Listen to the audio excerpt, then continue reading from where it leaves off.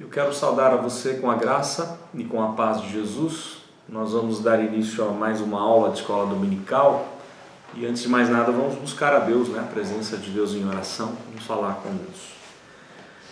Obrigado, Deus, pela bênção de podermos estudar a Tua Palavra.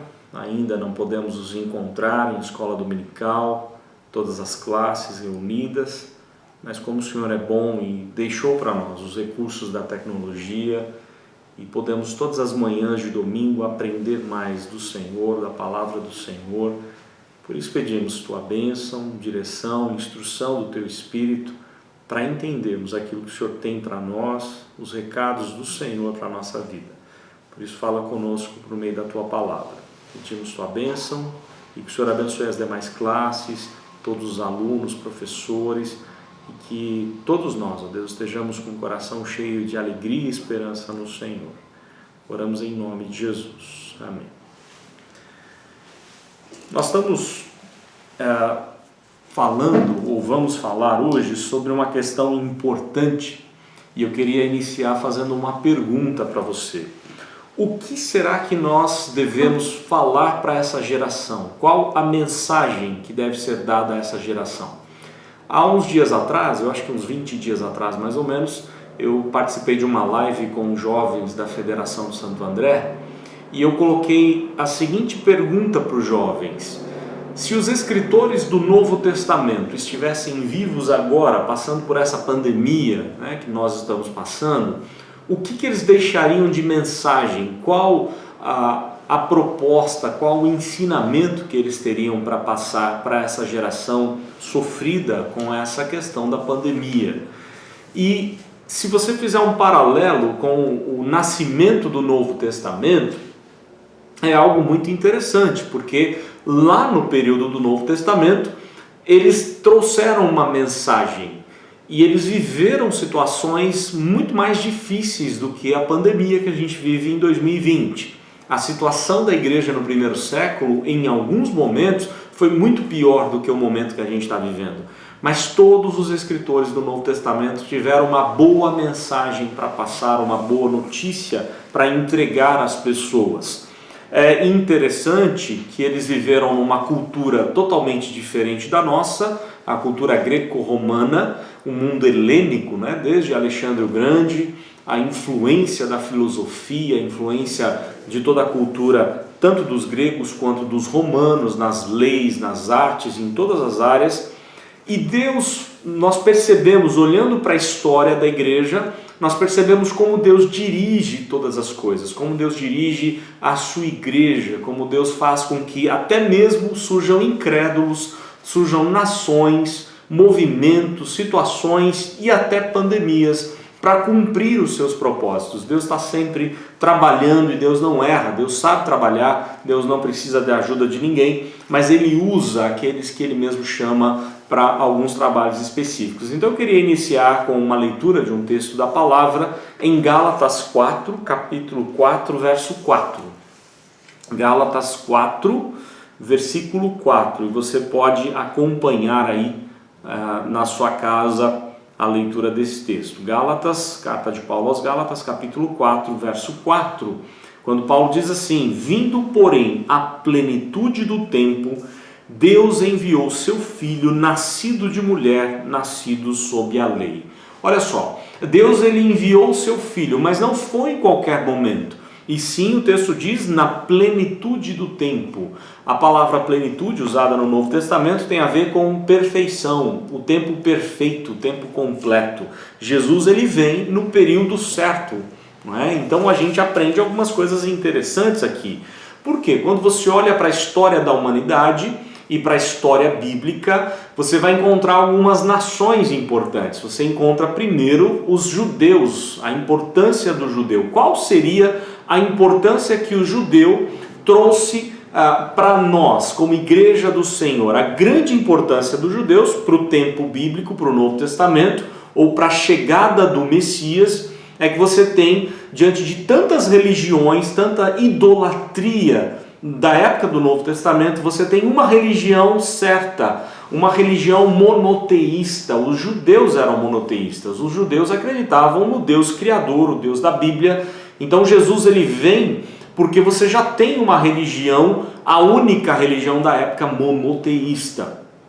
Então os judeus ele contribuem tanto para a questão religiosa e principalmente a preservação do Antigo Testamento, das Escrituras do Antigo Testamento.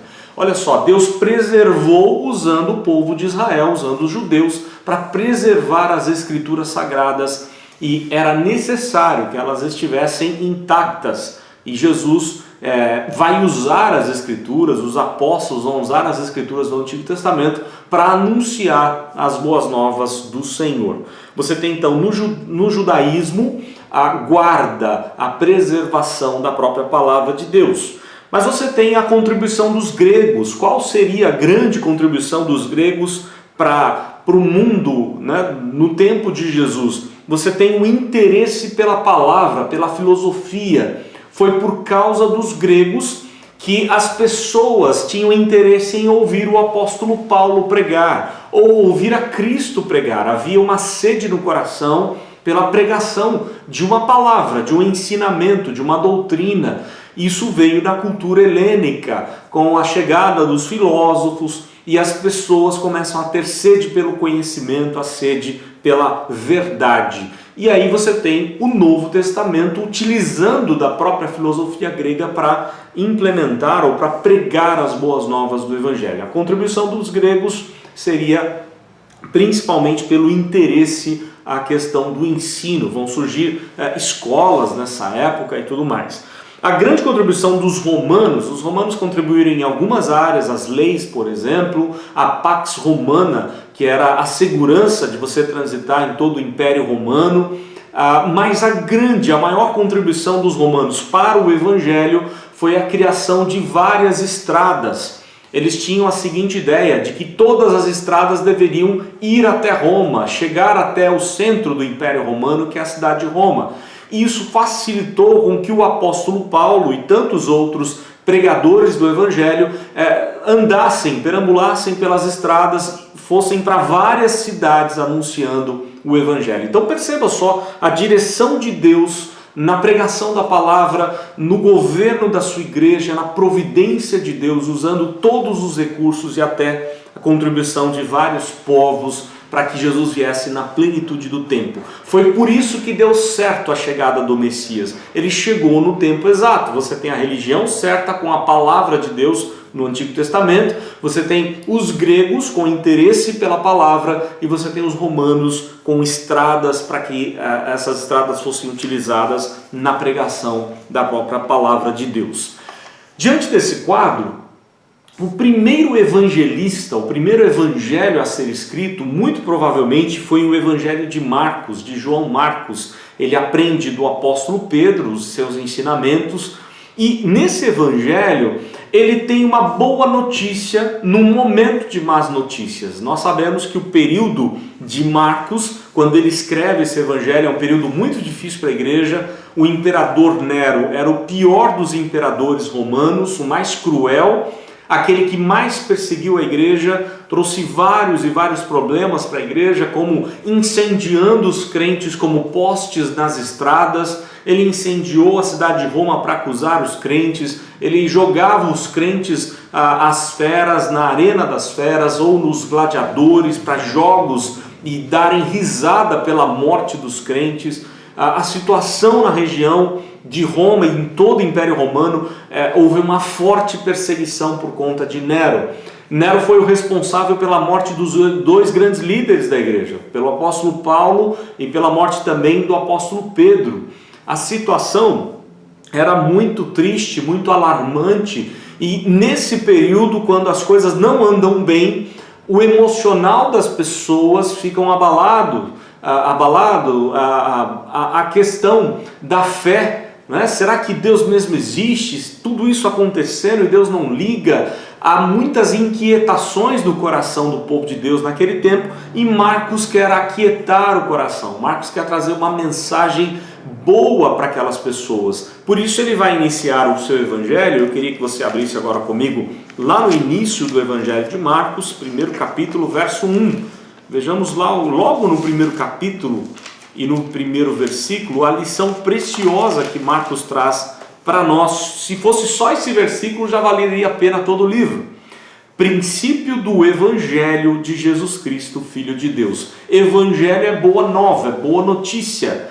Não é? Então, olha só, princípio da boa notícia de quem? Qual é a grande notícia, a melhor de todas as notícias? De Jesus. Nós sabemos que o nome Jesus significa Salvador, aquele que veio salvar o seu povo. Então Jesus é o nosso Salvador. De Cristo, que é a tradução para Messias no hebraico, Cristo no grego, Messias no hebraico, indicando que Cristo é o cumprimento das promessas de Deus. Em Cristo nós temos todas as promessas de Deus garantidas. E Filho de Deus, Ele é Deus, Ele é o Senhor de todas as coisas. E é essa a proposta de Marcos. Marcos, por exemplo, é o evangelho dos milagres, é o evangelho da ação, onde ele vai demonstrar que Cristo é o Todo-Poderoso, que todo poder e autoridade estão nas mãos de Cristo e que ele está vivo. Vai se aproximando no final para a teologia do sofrimento. Marcos vai tratar bastante do sofrimento vicário de Cristo, da necessidade desse sofrimento, mas vai terminar com a ressurreição e a grande comissão, indicando que Cristo está vivo e ele comissiona a igreja a anunciar o evangelho a todos os povos. Essa grande notícia de Marcos não só trouxe consolo para o coração da igreja naquele período de sofrimento, como empolgou os demais a escreverem. Mateus e Lucas vão seguir o exemplo de Marcos, vão seguir até mesmo o modelo de Marcos na sua escrita. João não vai seguir o padrão de Marcos, as mesmas histórias que Marcos relata, mas João vai pegar a mesma ideia e vai escrever num outro prisma, mostrando que Cristo é o Filho de Deus, que Cristo é Deus. Então os evangelistas, eles se empolgaram com essa atitude de Marcos, e é essa a ideia que eu queria trazer para você nessa manhã. O que nós estamos trazendo para as pessoas abatidas, sedentas do nosso tempo, pessoas angustiadas, pessoas passando por toda essa pandemia e muitas delas sem esperança, sem saber o que vai acontecer amanhã. Nós temos a boa nova, nós sabemos o que vai acontecer. Cristo voltará para nos buscar, Cristo se importa conosco, Cristo é o Deus Todo-Poderoso, Ele tem controle, domínio, Ele tem poder para resolver as situações mais complicadas. Nós temos em quem confiar e esse é o nosso Deus, um Deus que se interessa e se importa por nós.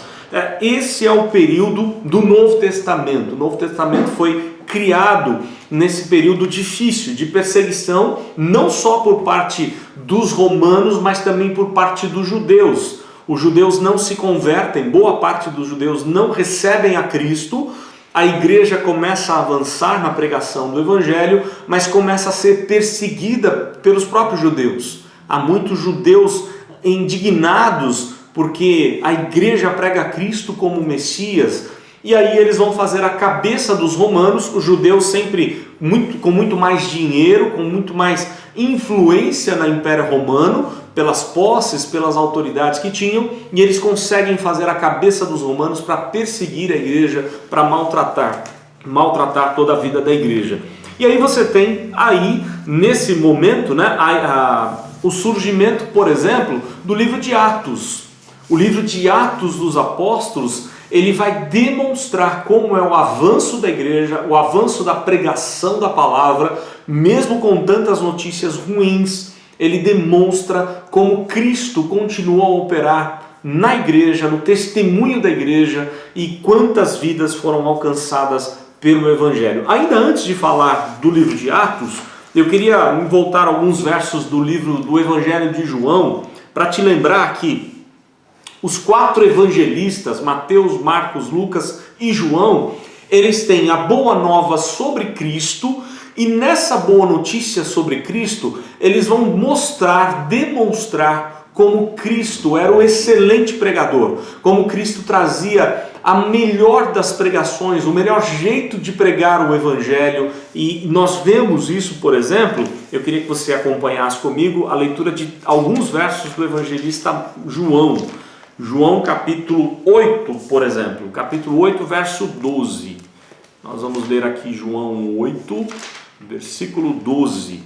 Olha só, como Cristo lidava com as palavras de forma a marcar o coração das pessoas, a quebrantar as pessoas e a empolgá-las, né? A encorajá-las a crer nele e a ser ele o todo suficiente. Olha como Cristo fala aqui em João 8, verso 12. De novo lhes falava Jesus dizendo: eu sou a luz do mundo. Quem me segue não andará nas trevas, pelo contrário, terá a luz da vida. Olha que mensagem preciosa. Jesus está no pátio das mulheres. Vamos lembrar que o templo na época do rei Herodes, o templo na época do nascimento de Cristo, ele é dividido em várias partes. Há um pátio maior, que é o pátio dos gentios, onde gentios e judeus podiam passar por ali, ficar por ali. É nesse pátio dos gentios que Jesus ensinou várias vezes, discutiu várias vezes com os doutores, ou debateu sobre a lei com os doutores. Mas há o pátio das mulheres, que aí só mulheres judias é que podiam se aproximar. E claro, judeu, homem também podia. Depois o pátio dos homens e o pátio dos sacerdotes.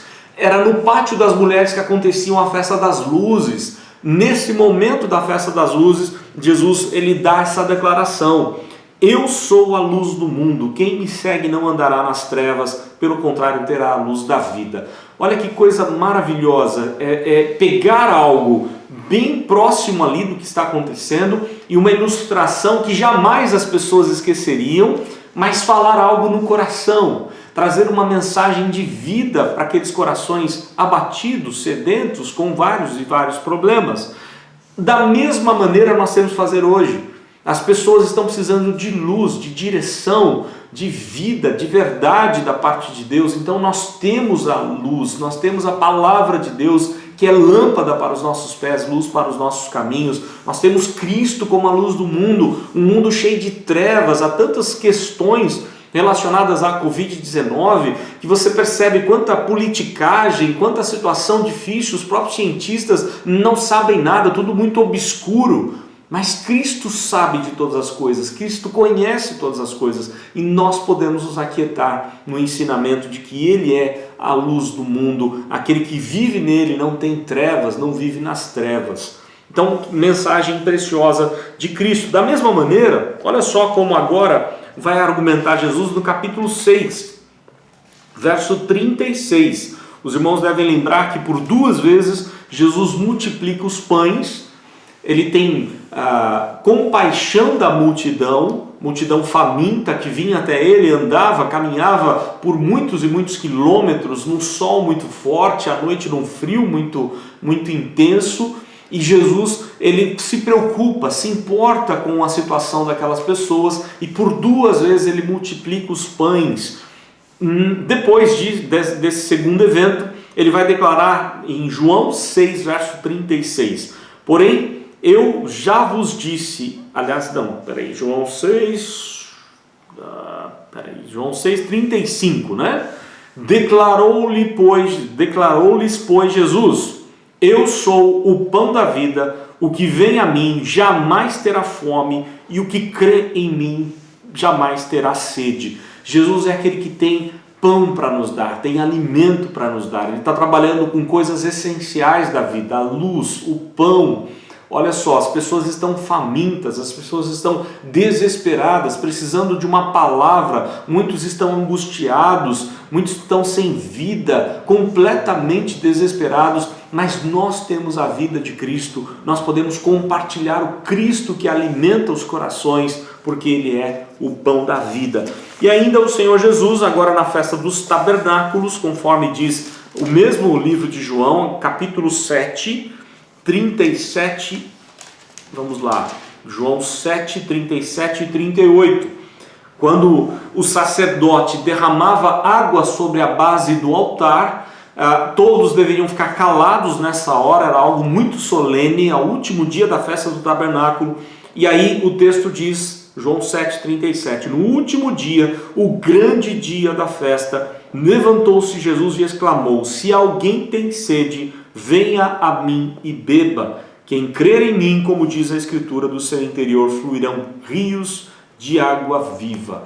Olha só, as pessoas estão sedentas, as pessoas estão precisando de vida, e nós aprendemos aquilo que era a mensagem dos evangelistas: Cristo é pão, Cristo é vida, Cristo é luz, Cristo é o Deus Todo-Poderoso, Cristo é aquele que se importa, Cristo é aquele que pode resolver o nosso problema. Essa era a mensagem que os apóstolos davam a uma igreja problemática, uma igreja passando por perseguições, irmãos abatidos, irmãos angustiados, mas que precisavam ouvir sobre quem é Jesus. Na mesma linha, o livro de Atos, e agora a gente entra para o livro de Atos, nós temos aquela palavra muito especial de Atos 1:8, quando Jesus ele exorta os discípulos a não se distraírem com coisas que não deveriam. E aí ele vai dar a maravilhosa instrução em Atos 1:8, mas recebereis poder ao descer sobre vós meu Espírito Santo, e semeis testemunhas tanto em Jerusalém, Judéia, Samaria e até aos confins da terra. O alvo da igreja, o objetivo da igreja, a igreja só está aqui nessa terra para fazer isso, para testemunhar a Cristo, porque é testemunhando sobre Cristo, recebendo o poder de Deus, do Espírito Santo de Deus, para testemunhar que a igreja glorifica ao Senhor Jesus, glorifica ao Pai e glorifica o Espírito Santo. Olha só, o livro de Atos é o desenrolar de Atos 1:8. É como aconteceu, como Deus governou, dirigiu todas as coisas para fazer com que a igreja cumprisse o seu papel, cumprisse a sua missão, como ela avançou pregando o evangelho, mesmo com muita perseguição. Vamos lembrar alguns textos, quando disseram para eles: se vocês continuarem a pregar sobre Cristo, vocês ficarão presos. E aí os apóstolos respondiam: importa obedecer a Deus do que aos homens. Havia ousadia, havia confiança, fé, coragem para enfrentar qualquer tipo de luta e continuar a pregar o evangelho. É isso que a igreja precisa fazer no nosso tempo, mesmo com todo o problema que a gente vive com essa pandemia: pregar, anunciar toda a graça e poder de Deus. E aí eu queria deixar com você Atos 2 agora, Atos 2, apenas alguns versos de Atos 2, 37 a 42. Livro de Atos, capítulo 2, 37 a 42. Olha só, depois daquela pregação dos apóstolos, quando receberam o Espírito Santo no dia de Pentecostes, a conclusão dessa pregação, Atos 2, 37. Ouvindo eles estas coisas, compungiu-se-lhes o coração e perguntaram a Pedro e aos demais apóstolos: que faremos, irmãos? Respondeu-lhes Pedro: arrependei-vos e cada um de vós seja batizado em nome de Jesus Cristo para a remissão de vossos pecados, e recebereis o dom do Espírito Santo. Pois para vós outros é a promessa, para vossos filhos e para todos os que ainda estão longe, isto é, para quantos o Senhor nosso Deus chamar. Com muitas outras palavras deu testemunho e exortava-os, dizendo: salvai-vos desta geração perversa. Então os que lhe aceitaram a palavra foram batizados, havendo um acréscimo naquele dia de quase 3.000 pessoas, e perseveravam na doutrina dos apóstolos, e na comunhão, e no partir do pão, e nas orações. E aí o texto começa a descrever como a igreja vivia. Mas eu queria chamar a atenção de você para duas questões aqui. Há uma inquietação naquelas pessoas, no coração daquelas pessoas, quando ouviram a mensagem do apóstolo Pedro ao pregar o evangelho. Há uma inquietação que é a inquietação hoje no nosso tempo. Olha a pergunta que eles fazem no verso 37, no finalzinho: que faremos, irmãos? O que nós vamos fazer? O que precisamos fazer? E aí Pedro responde: arrependei-vos e cada um seja batizado, creia no Senhor Jesus, arrependa-se do seu pecado.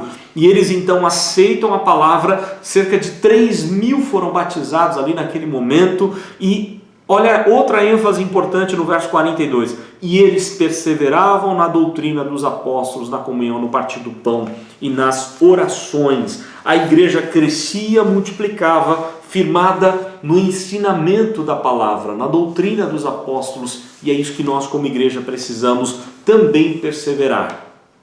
O Espírito Santo era visto a obra que o Espírito Santo fazia na vida das pessoas, encorajava as pessoas a anunciar o Evangelho. Você vai encontrar no livro de Atos o primeiro mártir, Estevão, o diácono Estevão, um homem cheio do Espírito Santo e que dá vida por Cristo. Ele morre em favor da pregação, do testemunho do Evangelho. E ao morrer ele faz uma pregação belíssima, registrada no livro de Atos, para mostrar que havia ousadia, havia confiança em Deus, mesmo que isso custasse a própria vida. Eles não estavam importando com suas próprias vidas, mas sim importa obedecer a Deus, pregar o Evangelho de Cristo. Era isso que estava no coração de toda a igreja. Da mesma forma, você vai encontrar no livro de Atos o exemplo do apóstolo Paulo como um pregador fiel ao Evangelho, um homem que trazia boas notícias, que não perdia tempo, mesmo quando perseguido, maltratado, apedrejado, ele voltava à mesma cidade para anunciar o Evangelho. Ele não tinha medo de anunciar e de perder até mesmo a própria vida no amor que ele tinha pela pregação do Evangelho. E aí eu queria ilustrar com Atos 20. Atos 20, quando ele se despede da sua última viagem missionária, ou da sua terceira viagem missionária, em Atos 20, versos 25 a 27, ele convida os líderes da igreja, ou convoca os presbíteros da igreja de Éfeso para uma reunião, uma conversa, um bate-papo, e aí ele vai dizer assim, Atos 20 e 25, agora eu sei que todos vós em cujo meio passei pregando o reino, não mais vereis o meu rosto, portanto eu vos protesto no dia de hoje, que estou limpo do sangue de todos, porque jamais deixei de vos anunciar todo o desígnio de Deus. Será que nós hoje estamos fazendo isso como Paulo, anunciando todo o desígnio de Deus? As pessoas estão desesperadas, sedentas, angustiadas, abatidas. Nós temos os desígnios de Deus registrados nas Escrituras Sagradas, mas nem sempre nós anunciamos, pregamos, falamos desse amor de Deus para com as pessoas. E foi isso que o apóstolo Paulo vai fazer em suas cartas. Quando você pega as cartas de Paulo, as diversas cartas de Paulo que ele escreve às igrejas espalhadas por todo lado, ele vai mostrar, por exemplo, doutrinas maravilhosas, como a soberania de Deus. Vale lembrar lá de Efésios 2, nós estávamos mortos nos nossos delitos e pecados, mas a graça de Deus, a graça soberana de Deus nos alcançou, nos deu vida, e é pela graça que nós fomos alcançados. Pela graça sois salvos, isso não vem de vós, é dom de Deus, não vem das obras para que ninguém se glorie, conforme Paulo escreve em Efésios capítulo 2. Ele fala de doutrinas preciosas como a doutrina da justificação pela fé lá em Romanos 5. Não é? Justificados, pois, mediante a fé, tenhamos paz com Deus. Nós estamos justificados, nós fomos aceitos por Deus, houve uma declaração de justiça da parte de Deus para nós que somos injustos, pecadores, merecedores de condenação, mas nós fomos libertos da nossa condenação por meio daquilo que Cristo fez.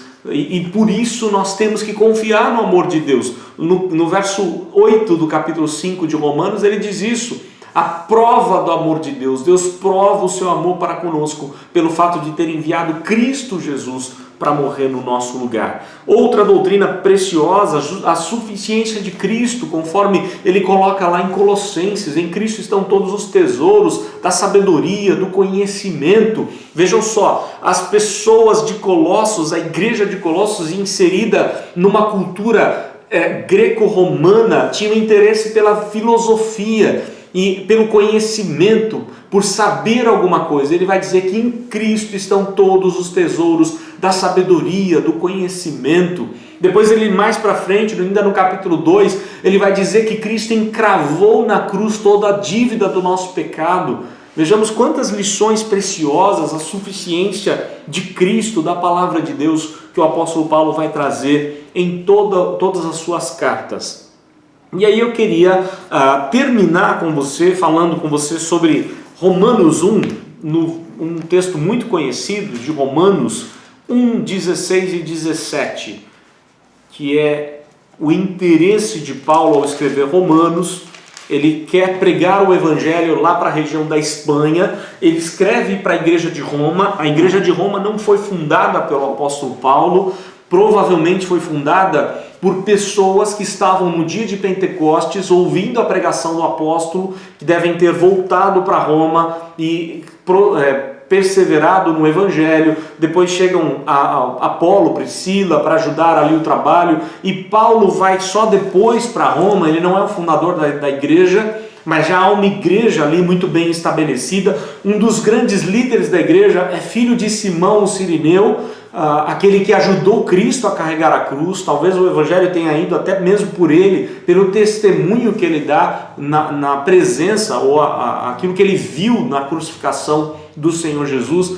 Então você vê como Deus providenciou romanos, uma igreja em Roma, e Paulo escreve a carta aos romanos pedindo o apoio da igreja para anunciar o Evangelho a outros povos, aos espanhóis, por exemplo. Toda essa escrita do apóstolo Paulo em Roma tem esse foco. E para isso ele faz uma declaração belíssima, a melhor declaração da boa doutrina, da boa teologia, ou que nós chamamos de teologia reformada, é a carta de Paulo aos Romanos. Ando lá no primeiro capítulo, versos 16 e 17, ele vai dizer assim: pois não me envergonho do Evangelho, porque é o poder de Deus para a salvação de todo aquele que crê, primeiro do judeu e também do grego, visto que a justiça de Deus se revela no Evangelho de fé em fé, como está escrito, o justo viverá por fé. Que beleza de declaração! Não me envergonho de pregar o Evangelho, né? Porque o Evangelho é o poder de Deus. Dois verbos importantes. Eu não estou envergonhado desse Evangelho, pelo contrário, eu prego esse Evangelho a tempo e fora de tempo. Eu não tenho vergonha de falar dessa boa nova maravilhosa. Por quê? Porque ela é poder de Deus para salvar. Isso tem que ficar no nosso coração. Essa é a notícia que precisa ser dada nesse momento difícil. Nós não estamos sofrendo perseguição, pelo menos não nós aqui no nosso país. Há vários outros lugares onde pessoas no mundo inteiro estão sofrendo, estão sendo perseguidas, e os missionários lutando para anunciar o Evangelho, mesmo a essas pessoas em condições tão difíceis. Mas nós não estamos sofrendo perseguição aqui no nosso país, a não ser que estamos sofrendo de uma pandemia, de uma situação tão delicada na saúde. Mas a palavra de Deus é a mesma palavra escrita naquele tempo, que consolou o coração da igreja, que encorajou a igreja na pregação do Evangelho. Essa palavra que tem que ficar no nosso coração, que tem que aquietar e encher o nosso coração de paz, de alegria, de confiança, mas não pode ficar só com a gente tem que compartilhar com outros povos, com todas as pessoas, a beleza do Evangelho, a beleza da pregação do Evangelho. Eu volto na pergunta que fiz lá no início, né?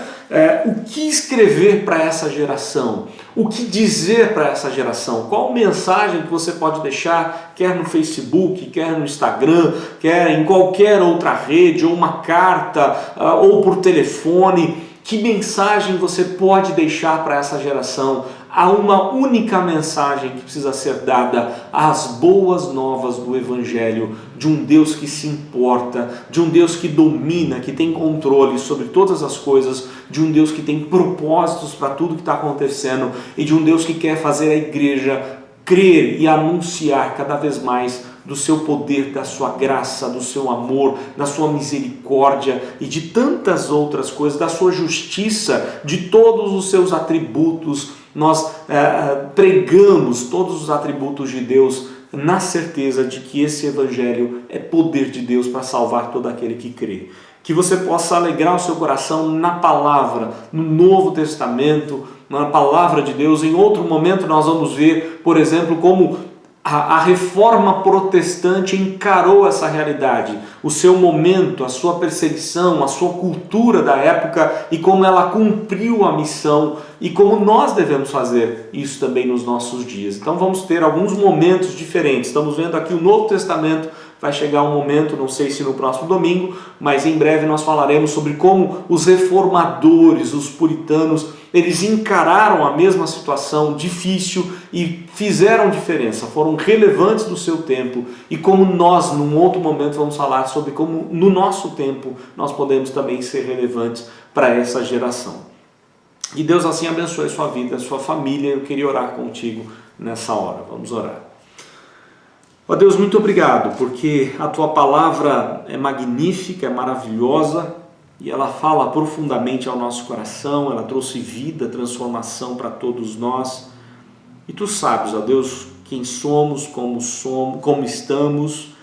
Tu sabes que nesse momento de pandemia os corações estão abalados, angustiados, há tanto desejo de estarmos juntos, de estarmos na igreja, mas temos a certeza que apesar das lutas, dos sofrimentos, o Senhor é conosco e o Senhor há de nos abençoar, de cuidar da gente como tem feito. Por isso, continua, Deus, a alegrar o nosso coração e que todos nós, como igreja, possamos encontrar a alegria do Senhor nas Escrituras Sagradas, nas mensagens deixadas, preservadas no Antigo Testamento e também as que foram preservadas no Novo Testamento, aquilo que os escritores transmitiram há tantos séculos, tantas gerações, as situações tão diferentes que passaram ou que a igreja teve de enfrentar, mas que essa palavra possa vir de encontro a essa necessidade hoje, ó Deus, da pandemia, a situação na qual nos encontramos, que todos nós possamos crer, confiar que o Senhor é Deus, é o mesmo Deus que estava lá no tempo do Novo Testamento, é o mesmo Deus que está hoje aqui. Todas as coisas cumprem cabalmente, ó Deus, os decretos do Senhor, a plenitude do tempo, e temos certeza de que também, na plenitude do tempo, o Senhor Jesus voltará para nos buscar. Por isso, ajude-nos a confiar, a pregar, a viver esse evangelho tão maravilhoso e que assim o Senhor esteja fortalecendo a nossa vida, fortalecendo a igreja e usando-nos como igreja para impactar o coração daqueles que estão desesperados, sem vida, sem esperança, precisando do pão da vida, precisando de uma luz para esse mundo, precisando da água da vida, que nós possamos, ó Deus, anunciar esse evangelho com ousadia e confiança. Fica conosco, Deus, nós te damos graças, orando em nome do Senhor Jesus. Amém. Continuando, ainda nós não estamos nos cultos presenciais, então hoje à noite, ou final de tarde, você tem o privilégio de juntos cultuarmos a Deus, ainda não de forma presencial, mas graças a Deus temos recursos da tecnologia, então participe do culto online, com bastante disciplina, hora de parar tudo e cultuar, se concentrar na palavra, no ensinamento da palavra. Logo mais às 18 horas nós teremos esse privilégio de cultuarmos novamente ao nosso Deus. Deus assim abençoe a sua vida e a sua família, em nome de Jesus.